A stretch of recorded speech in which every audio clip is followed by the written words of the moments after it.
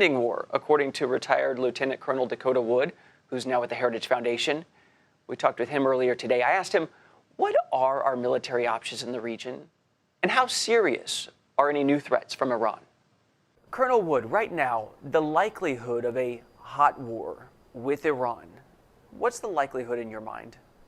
Yeah, I don't think between the United States and Iran, I don't think there's a likelihood. I think what we might see is if some of this intelligence that Iran was plotting some kind of an attack on U.S. Troops in Iraq or in Syria in that region, you could see reprisal strikes. So U.S. airstrikes against units that were conducting those sorts of attacks. But I don't think anybody is expecting an actual hot war between the United States and Iran proper. Why do we see these detached engagement or battles or proxies rather than just taking it head on? Are the stakes just too high?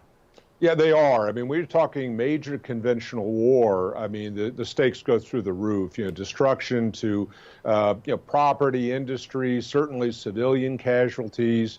Nobody is thinking that we need to go to that length on either side. And what we're seeing is this lower level type of conflict, as you had indicated, these various proxy groups in Yemen, Syria, Iraq, certainly Iranian-supported activities against the state of Israel, whether it's via Hamas or Hezbollah. So it seems to be the favored form of conflict at the moment, rather than states going head-to-head. We'd heard the Trump administration talk about continuing the maximum pressure campaign, and I guess many of us thought the end goal was to get to a negotiating table, but now it just kind of seems to be a lot of pressure, and I'm not quite sure what the end goal might be at this point. What's your read of it?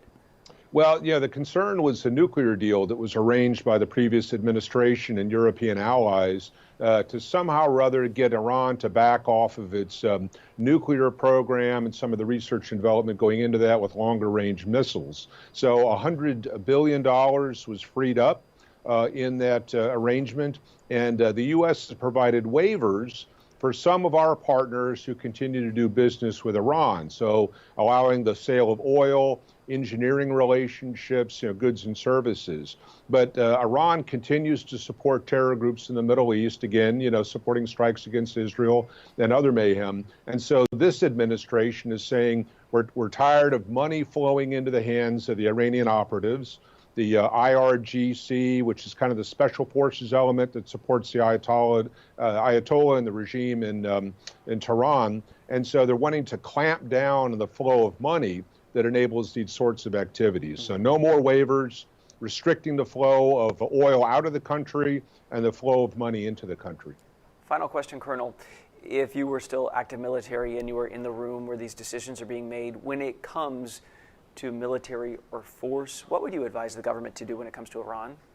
Well, I think presence, is the biggest deal. I mean, if you've got allies in the region like Egypt and Israel and Jordan and Saudi Arabia in terms of our strategic interests, you want to be there to collect information, to have situational awareness, and to provide support to allies and friends as the occasion requires. It's so far away, it takes a long time to deploy forces.